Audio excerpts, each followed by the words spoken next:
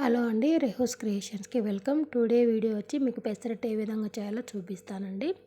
3 కప్పుల పెసలు తీసుకుంటే 1 కప్పు బియ్యం తీసుకున్నానండి. నేను బియ్యం లేకుండా కూడా చేయొచ్చు. బియ్యం లేకుండా అంటే అప్పటికప్పుడు 2 గంటలు నానితే చాలండి పెసలు. నేను బియ్యం వేసాను కాబట్టి నైట్ అంతా నానబెట్టాల్సి వచ్చింది.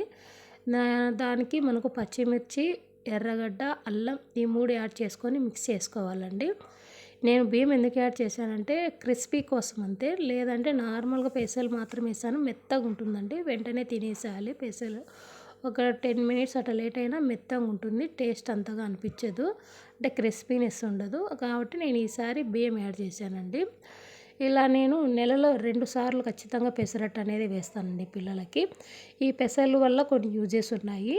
ఈ పెసలు తినడం వల్ల పిల్లలకి తొందరగా బ్రెయిన్ చాలా షార్ప్నెస్ ఉంటుంది, వాళ్ళకు ఏకాగ్రత చాలా పెరుగుతుంది.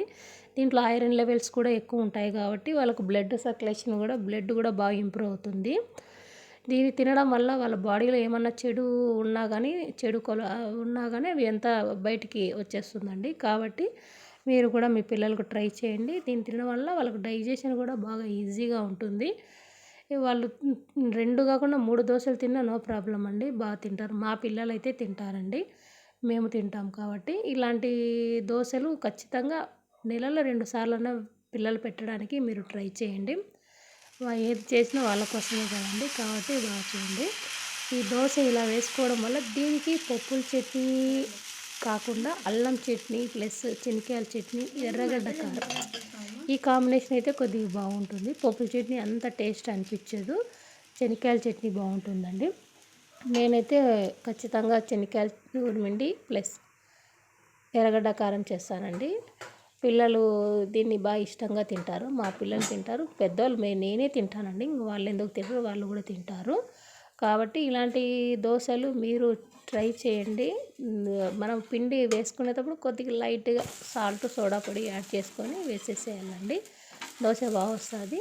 పెనంకి మామూలు నేను ఎర్రగడ్డ రుద్దుతాను కాబట్టి దోశ బాగా నీట్గా ఇక్కడే కానీ అతుక్కోకుండా బాగా వచ్చేస్తుందండి. కాబట్టి మీరు కూడా ట్రై చేయండి.